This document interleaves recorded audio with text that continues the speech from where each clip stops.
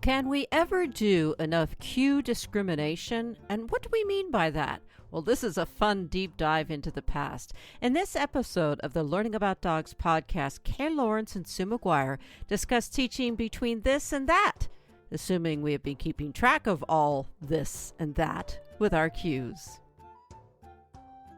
If you have had a chance to go onto the Learning About Dogs Vimeo channel, there has been just this wonderful collection of training.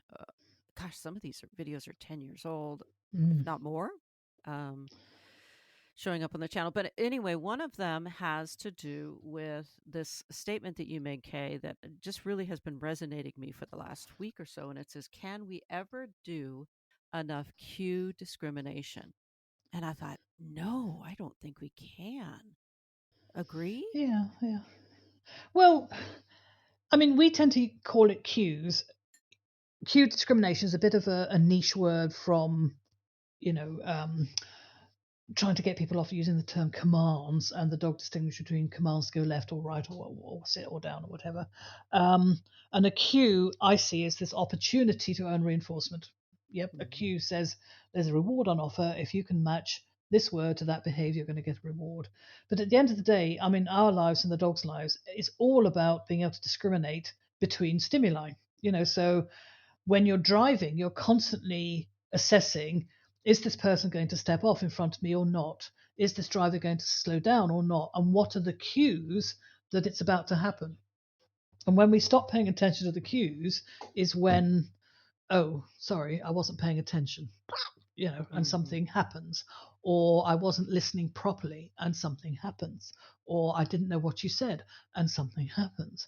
So this is about awareness, being aware of what's around us and learning the differences between fight discrimination is between a website that looks real and a website that is a fake. Yeah. What are the things we're looking for that says to you, I don't like the look of this email, there's something about it that's a bit fakey. There might be some misspelt words in it, or they're using, it's almost like somebody's translated it to English as opposed to being familiar with using English. And that fine discrimination often is life-saving for us. And so it should be for the dogs. I mean, it's our job to be able to give them lots of practice and experience between the words we use and what they entail and what's in it for the dog. And, there are days when I think, oh, what am I going to train on today? Oh, I know. Let's work out how to do blah, blah, blah. And when they're about between 6 and 9 months old, they really have to start getting their head around the word to put your butt on the floor is not the same word as to put your chin on the floor. And the word to cuddle up on that bed is not the same as the word to get off that sofa. They're different words and different actions. So learning that words are cues, I think, is a concept that we are asking our dogs to learn because we want to communicate mostly by words. And often our words are contrary to our body language. So the day I can look like I'm heading outside and say to the dogs, everybody in, but my body language looks like I'm going out, I know at that point that they're able to distinguish what I say from what I do. It's quite hard. As long as I look like I'm going in, they'll all come in. But if I look like I'm facing to go out and I say, okay, everybody in or out, yep, they can distinguish between the two. Or they're all waiting to get dinner and I'll come out for a walk with me and I can call one through and not the others. All those small things, I don't think we can practice enough. And we look at the ultimate one, which was Chaser, the border collie that learned 1,000 words of toys. And our capacity is poor in comparison to what we could do if we put the time in to practice it.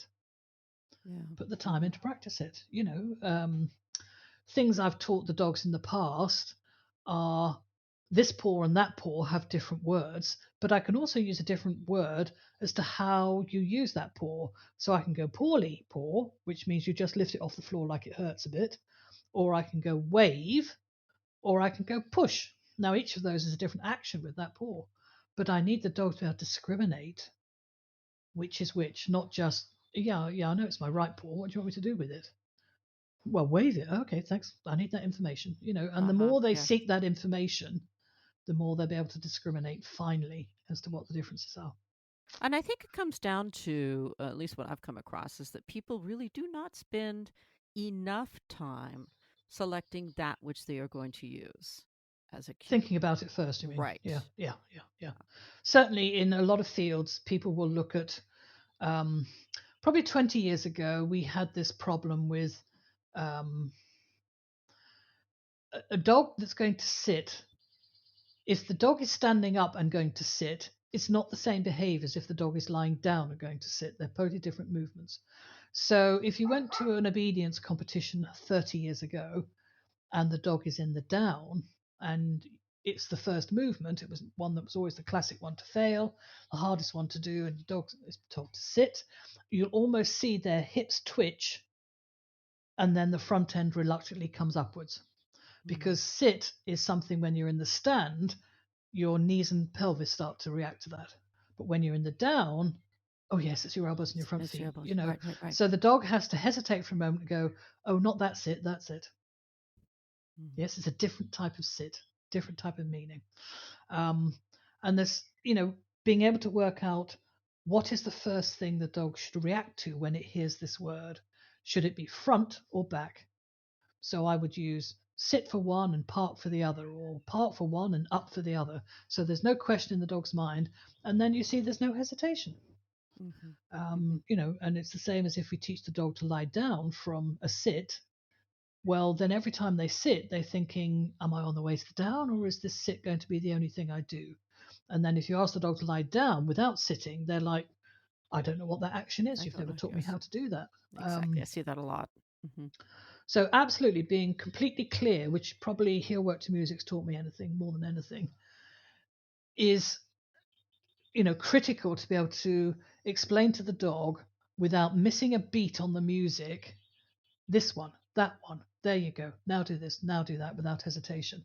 And probably 30-40% of my training time is spent practicing cues.